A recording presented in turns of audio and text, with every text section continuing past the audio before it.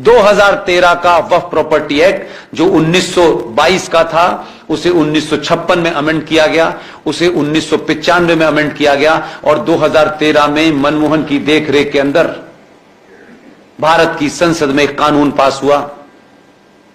उस कानून के तहत आपने वक्फ बोर्ड का नाम तो सुना होगा, वो सुना है जी? अच्छा, वक्फ ये इस्लामिक एक शब्द है, ये प्रॉफिट के जमाने से शब्द है। वक्फ माने किसी को वसीयत कर देना, राइट? 2013 में इस कानून ने क्या कहा है, आप पे, मुझ पे, सब पे लागू है। उत्तर प्रदेश में लोग त्रस्त हो गए हैं, लेकिन अभी उनको यह नहीं पता चले बीमारी आई कहां से। 2013 में भी संसद में कुछ राष्ट्रवादी तो होंगे, ऐसा तो होता नहीं एक भी ना हो। सरकार, पार्टी, ये राष्ट्र से बड़ी है क्या? ये तो नहीं है ना राष्ट्र से बड़ी। पार्टियां तो रोज बनती हैं, बदन टूट जाती हैं, सरकारें चली जाती हैं। मेरी और आपकी जिम्मेदारी क्या है भाई, कि अगर पार्टी के लोग नहीं बताएंगे, कोई एमएलए एमपी नहीं बताएगा, तो हम भी अपना मुंह सी लेंगे। वक्फ प्रॉपर्टी कानून के तहत वक्फ बोर्ड का हर कर्मचारी पब्लिक सर्वेंट है। यह महत्वपूर्ण नहीं है, यह तो मैंने शुरुआत की है। उसके तहत, उस कानून के तहत सेक्शन 40 वक्फ प्रॉपर्टी लॉ क्या कहता है? अब मैं तो एक ही आपको सेक्शन बता रहा हूं बार बार, इसमें कॉमा फुल स्टॉप भी दाएं बाएं नहीं है। सेक्शन 40 यह कहता है कि वक्फ बोर्ड के दो जाहिल मुसलमान,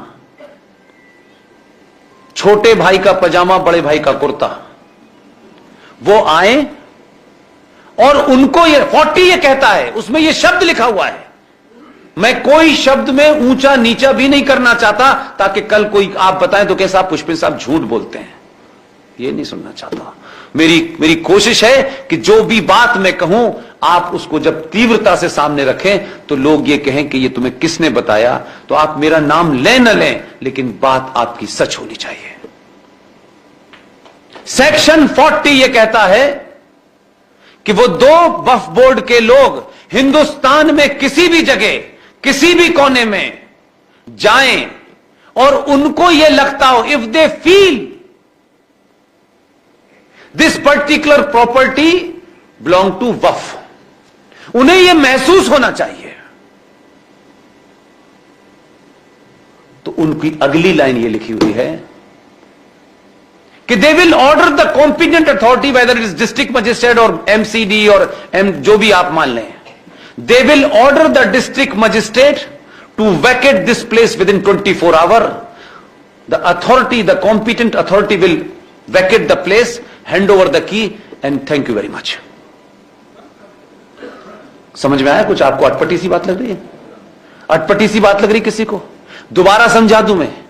जितने लोग यहां बैठे हैं, नहीं लॉयर की तो कोई बात ही नहीं है, वो तो, और चैलेंज ही क्या करें, हमारी टीम कर चुकी है पहले चैलेंज।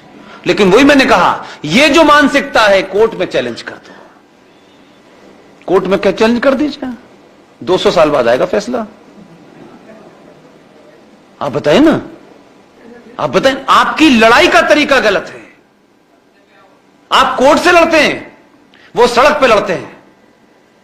उनके 275 एमपी नहीं थे मुसलमान, उनका बहुमत नहीं था संसद में। राष्ट्र विरोधी, एंटी इंडिया, एंटी कॉन्स्टिट्यूशन उन्होंने पास करा लिया। सोचिए कि उनके पास क्या ताकत है जो आपके पास नहीं है। आप मरना नहीं चाहते, आप खोना नहीं चाहते, आप सिर्फ जिंदा रहना चाहते हैं। दुनिया का नियम है, जो कौमें मरने से डरती हैं वो जिंदा नहीं रहती हैं। जिंदा रहने के लिए मरना पड़ता है। हम सब स्वार्थी मक्कार लोग हैं। हम चाहते हैं भगत सिंह मरे, हमारा बेटा तो चाचा नेहरू बने। हाँ, तो ये पता है ना आपको।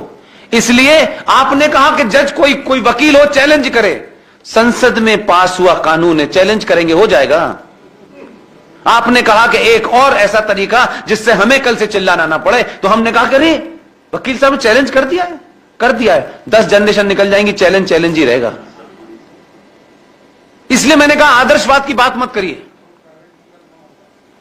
अगर आप सबको यह पता हो तो इसको साझा करिए। आप जिस कागज के साथ मकान में रह रहे हैं, उसी कागज के साथ आंध्र प्रदेश की हाई कोर्ट में एक मुकदमा गया। आपका फंडा क्लियर कर देता हूं मैं। आपको व्यवस्था में, पुलिस में जाके रिपोर्ट लिखाइए। कोई रिपोर्ट नहीं लिखती, फैसला चौराहे पे कर दीजिए, रिपोर्ट अपने आप ठीक हो जाएगी। गलतफहमी का दिखाना रही है। लेकिन क्योंकि आपको लगता है अरे मेरी प्रॉपर्टी, मेरा घर, मेरी कारें, मैं क्या करूंगा यार, तो मैं क्यों मरूं, तो कोई और मर जाए मेरी जगह। आंध्र प्रदेश हाई कोर्ट ने ऐसे ही एक मुकदमे की सुनवाई की, और जब वो गए तो आंध्र प्रदेश ने अपने उस कोर्ट में फैसला नहीं दिया और यह कहा कि as per the law of Waqf property board 2013 उसमें लिखा हुआ है कि अगर आपको प्रॉपर्टी से बेदखल कर दिया जाए उन 2 मूर्खों के कहने पे, तो आपको हाई कोर्ट नहीं इंटरटेन करेगा। वो उसने कहा go to the Waqf board, उनके ट्राइब्यूनल में आप जाए। यानी जो आपके कातिल हैं वही आपके मुंसिफ हैं। एक का मकान, एक की प्रॉपर्टी, जब चाहें जब करेंगे वो। और यह सिलसिला बहुत तेजी से शुरू हो चुका है। 95 से लेकर के 2021 के बीच में आप जरा निगाह घुमा के देख लीजिएगा। उनको इस बात का भी अधिकार है, क्योंकि उनको नहीं प्रूफ करना, उनको अल्लाह से रोशनी आती है। वो कहते हैं ये वक्फ प्रॉपर्टी हमारी है, खत्म हो गई बात। आप देखें कि सरकारी जमीनों पर, सड़कों के किनारे, हाईवे पे, हाईवे के नीचे, ऊपर, हर जगह कोई पीर बाबा पैदा हो जाता है। ये चप्पल वाला बाबा है, ये जूते वाला बाबा है, कौन कौन से बाबा पे, और फौरन एक हरे रंग का कपड़ा डाल देते हैं और वहां झुंझुना बजने लगता है। फिर कुछ दिन के बाद में कहते हैं साहब यहां तो उर्स होगा, यहां तो जूते वाला बाबा पैदा हुआ था। और उस जमीन को आपकी पुलिस किसी भी नियम कानून के तहत हटा नहीं सकती। दिल्ली के अंदर जो एक एरिया है, जो एनवायरमेंट की जमीन है, जहां आप कह सकते हैं कि एक जंगल है, उसके बीच में जाकर के 15 कब्रें रातों रात बना दी, सिर्फ चद्दर रख दिया। अब कोई छू, वहां लोग टहलने जाते हैं 90% हिंदू, लेकिन पुलिस को नहीं बताते कि देखो ये तो कल रात यहां बना। उस इलाके में जो प्रोहिबिटेड जोन है, उसमें कुछ हो ही नहीं सकता कंस्ट्रक्शन, वहां बन गई। आज चंद्रशेखर आजाद का एल्फ्रेड पार्क है इलाहाबाद में। उस इलाहाबाद के अंदर जो पूरा का पूरा उत्तर प्रदेश सरकार के अंदर आता है, यकायक एक दिन पता चला, यानी हम हिंदू कितने कायर और डरपोक और स्वार्थी लोग हैं। हम टहल के यूं करके मस्जिद से निकल गए, हम इधर से छलांग लगाते हुए चले गए। नहीं देखा यार, ये हमारी जिम्मेदारी नहीं है। हमारी 1 इंच जमीन अगर सगे भाई ने ज्यादा ले ली है तो 500 साल तक लड़ेंगे, गला काट डालेंगे, भाई भाई को मार देगा। लेकिन उसी इलाहाबाद में इतने सारे लोग उस एल्फ्रेड पार्क में, जिसमें चंद्रशेखर आजाद का वो पार्क बना हुआ है, उसमें मजार भी बन गई, उसमें मस्जिद भी बन गई, उसमें कब्र भी बन गई। लेकिन हजारों हिंदू वहां बड़े बड़े ब्यूरोक्रेट जाते हैं, किसी ने पूछा नहीं भाई यहां कैसे बनी, क्यों बनी। हमारी टीम के एक साहब ने किसी टूरिस्ट को भेज के पहले उसकी पिक्चर निकलवाई, और अभी कोविड के दौर में दिल्ली में बैठ के लखनऊ इलाहाबाद हाई कोर्ट में हमने वर्चुअली अपनी पिटीशन दी। हमारी टीम के किसी सदस्य ने जज साहब को बताया कि इस पार्क में ऐसी कोई चीज नहीं थी, और ये वक्फ प्रॉपर्टी का इसमें लिखा है 144, ये प्रॉपर्टी की जगह है। इससे पहले 86 में ये ऑर्डर आ चुका है कि यहां पे कोई छोटा सा मंदिर था, उस वक्त ये ऑर्डर हो चुका था कि ऐसी कोई भी चीज यहां नहीं होगी। फिर ये सब कैसे बना। हमारी किस्मत अच्छी थी कि उस दिन जो मेन जज थे वो नहीं थे, कोई एक्टिंग चीफ जस्टिस साहब थे। उन्होंने ऐसा ऑर्डर दिया, पूरी उत्तर प्रदेश सरकार को बुला करके तबीयत से झाड़ा, कहा आप हराम की तनख्वाह लेते हैं, आपके रहते हुए यहां चोरी होती है, लोग कब्जा कर लेते हैं, ऐसे शब्द बोले। और उन्होंने कहा कि अगली डेट से पहले ये सारा कचरा हट जाना चाहिए, नहीं सस्पेंड कर दूंगा। 2013 का वक्फ प्रॉपर्टी एक्ट जो 1922 का था, उसे 1956 में अमेंड किया गया, उसे 1995 में अमेंड किया गया, और 2013 में मनमोहन की देखरेख के अंदर भारत की संसद में एक कानून पास हुआ। उस कानून के तहत आपने वक्फ बोर्ड का नाम तो सुना होगा, वो सुना है जी? अच्छा, वक्फ ये इस्लामिक एक शब्द है, ये प्रॉफिट के जमाने से शब्द है। वक्फ माने किसी को वसीयत कर देना, राइट? 2013 में इस कानून ने क्या कहा है, आप पे, मुझ पे, सब पे लागू है। उत्तर प्रदेश में लोग त्रस्त हो गए हैं, लेकिन अभी उनको यह नहीं पता चले बीमारी आई कहां से। 2013 में भी संसद में कुछ राष्ट्रवादी तो होंगे, ऐसा तो होता नहीं एक भी ना हो। सरकार, पार्टी, ये राष्ट्र से बड़ी है क्या? ये तो नहीं है ना राष्ट्र से बड़ी। पार्टियां तो रोज बनती हैं, बदन टूट जाती हैं, सरकारें चली जाती हैं। मेरी और आपकी जिम्मेदारी क्या है भाई, कि अगर पार्टी के लोग नहीं बताएंगे, कोई एमएलए एमपी नहीं बताएगा, तो हम भी अपना मुंह सी लेंगे। वक्फ प्रॉपर्टी कानून के तहत वक्फ बोर्ड का हर कर्मचारी पब्लिक सर्वेंट है। यह महत्वपूर्ण नहीं है, यह तो मैंने शुरुआत की है। उसके तहत, उस कानून के तहत सेक्शन 40 वक्फ प्रॉपर्टी लॉ क्या कहता है? अब मैं तो एक ही आपको सेक्शन बता रहा हूं बार बार, इसमें कॉमा फुल स्टॉप भी दाएं बाएं नहीं है। सेक्शन 40 यह कहता है कि वक्फ बोर्ड के दो जाहिल मुसलमान, छोटे भाई का पजामा बड़े भाई का कुर्ता, वो आए और उनको ये 40 ये कहता है, उसमें ये शब्द लिखा हुआ है। मैं कोई शब्द में ऊंचा नीचा भी नहीं करना चाहता, ताकि कल कोई आप बताएं तो कैसा पुष्पिन साहब झूठ बोलते हैं, ये नहीं सुनना चाहता। मेरी कोशिश है कि जो भी बात मैं कहूं, आप उसको जब तीव्रता से सामने रखें तो लोग ये कहें कि ये तुम्हें किसने बताया।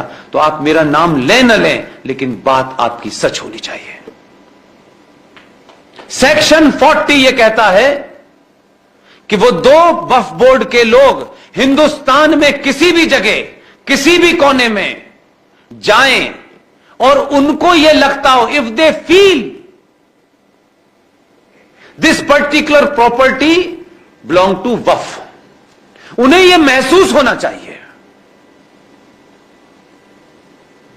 तो उनकी अगली लाइन यह लिखी हुई है कि they will order the competent authority, whether it is district magistrate और एमसीडी और जो भी आप मान लें, they will order the district magistrate to vacate this place within 24 hour. The authority, the competent authority will vacate the place, hand over the key and thank you very much. समझ में आया कुछ? आपको अटपटी सी बात लग रही है? अटपटी सी बात लग रही किसी को? दोबारा समझा दूं मैं। जितने लोग यहां बैठे हैं, नहीं लॉयर की तो कोई बात ही नहीं है, वो तो, और चैलेंज ही क्या करें, हमारी टीम कर चुकी है पहले चैलेंज। लेकिन वही मैंने कहा, ये जो मानसिकता है, कोर्ट में चैलेंज कर दो, कोर्ट में क्या चैलेंज कर दीजिए, 200 साल बाद आएगा फैसला। आप बताएं ना, आप बताएं, आपकी लड़ाई का तरीका गलत है। आप कोर्ट से लड़ते हैं, वो सड़क पे लड़ते हैं। उनके 275 एमपी नहीं थे मुसलमान, उनका बहुमत नहीं था संसद में। राष्ट्र विरोधी, एंटी इंडिया, एंटी कॉन्स्टिट्यूशन उन्होंने पास करा लिया। सोचिए कि उनके पास क्या ताकत है जो आपके पास नहीं है। आप मरना नहीं चाहते, आप खोना नहीं चाहते, आप सिर्फ जिंदा रहना चाहते हैं। दुनिया का नियम है, जो कौमें मरने से डरती हैं वो जिंदा नहीं रहती हैं। जिंदा रहने के लिए मरना पड़ता है। हम सब स्वार्थी मक्कार लोग हैं। हम चाहते हैं भगत सिंह मरे, हमारा बेटा तो चाचा नेहरू बने। हाँ, तो ये पता है ना आपको। इसलिए आपने कहा कि जज कोई वकील हो चैलेंज करे। संसद में पास हुआ कानून है, चैलेंज करेंगे हो जाएगा। आपने कहा कि एक और ऐसा तरीका जिससे हमें कल से चिल्लाना ना पड़े, तो हमने कहा कि अरे वकील साहब चैलेंज कर दिया है 10 जनरेशन निकल जाएंगी, चैलेंज ही रहेगा। इसलिए मैंने कहा आदर्शवाद की बात मत करिए। अगर आप सबको यह पता हो तो इसको साझा करिए। आप जिस कागज के साथ मकान में रह रहे हैं, उसी कागज के साथ आंध्र प्रदेश की हाई कोर्ट में एक मुकदमा गया। आपका फंडा क्लियर कर देता हूं मैं। आपको व्यवस्था में, पुलिस में जाके रिपोर्ट लिखाइए। कोई रिपोर्ट नहीं लिखती, फैसला चौराहे पे कर दीजिए, रिपोर्ट अपने आप ठीक हो जाएगी। गलतफहमी का दिखाना रही है। लेकिन क्योंकि आपको लगता है मेरी प्रॉपर्टी, मेरा घर, मेरी कारें, मैं क्या करूंगा यार, तो मैं क्यों मरूं, तो कोई और मर जाए मेरी जगह। आंध्र प्रदेश हाई कोर्ट ने ऐसे ही एक मुकदमे की सुनवाई की, और जब वो गए तो आंध्र प्रदेश ने अपने उस कोर्ट में फैसला नहीं दिया और यह कहा कि as per the law of Waqf property board 2013 उसमें लिखा हुआ है कि अगर आपको प्रॉपर्टी से बेदखल कर दिया जाए उन 2 मूर्खों के कहने पे, तो आपको हाई कोर्ट नहीं इंटरटेन करेगा। वो उसने कहा go to the Waqf board, उनके ट्राइब्यूनल में आप जाए। यानी जो आपके कातिल हैं वही आपके मुंसिफ हैं। एक का मकान, एक की प्रॉपर्टी, जब चाहें जब करेंगे वो। और यह सिलसिला बहुत तेजी से शुरू हो चुका है। 95 से लेकर के 2021 के बीच में आप जरा निगाह घुमा के देख लीजिएगा। उनको इस बात का भी अधिकार है, क्योंकि उनको नहीं प्रूफ करना, उनको अल्लाह से रोशनी आती है। वो कहते हैं ये प्रॉपर्टी हमारी है, खत्म हो गई बात। आप देखें कि सरकारी जमीनों पर, सड़कों के किनारे, हाईवे पे, हाईवे के नीचे, ऊपर, हर जगह कोई पीर बाबा पैदा हो जाता है। ये चप्पल वाला बाबा है, ये जूते वाला बाबा है, कौन कौन से बाबा पे, और फौरन एक हरे रंग का कपड़ा डाल देते हैं और वहां झुंझुना बजने लगता है। फिर कुछ दिन के बाद में कहते हैं साहब यहां तो उर्स होगा, यहां तो जूते वाला बाबा पैदा हुआ था। और उस जमीन को आपकी पुलिस किसी भी नियम कानून के तहत हटा नहीं सकती। दिल्ली के अंदर जो एक एरिया है, जो एनवायरमेंट की जमीन है, जहां आप कह सकते हैं कि एक जंगल है, उसके बीच में जाकर के 15 कब्रें रातों रात बना दी, सिर्फ चद्दर रख दिया। अब कोई छू, वहां लोग टहलने जाते हैं 90% हिंदू, लेकिन पुलिस को नहीं बताते कि देखो ये तो कल रात यहां बना। उस इलाके में जो प्रोहिबिटेड जोन है, उसमें कुछ हो ही नहीं सकता कंस्ट्रक्शन, वहां बन गई।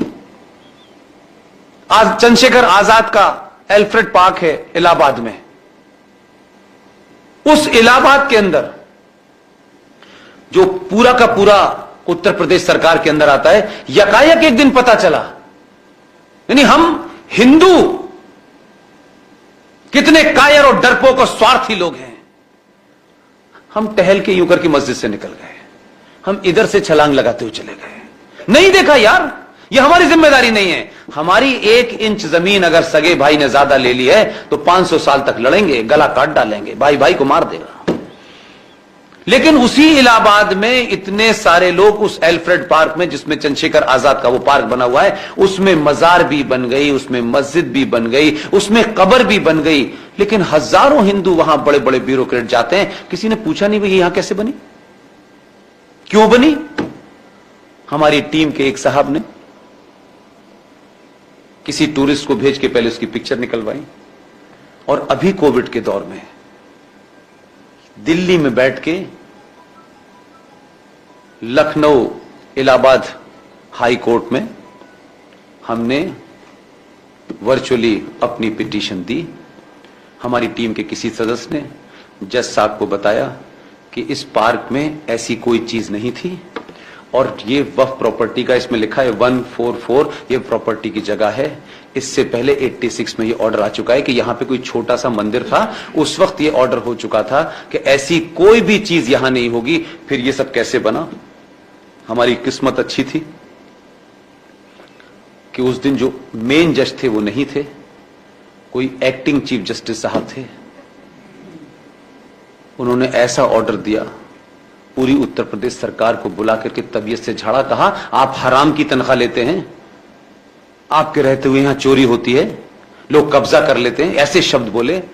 और उन्होंने कहा कि अगली डेट से पहले ये सारा कचरा हट जाना चाहिए, नहीं सस्पेंड कर दूंगा।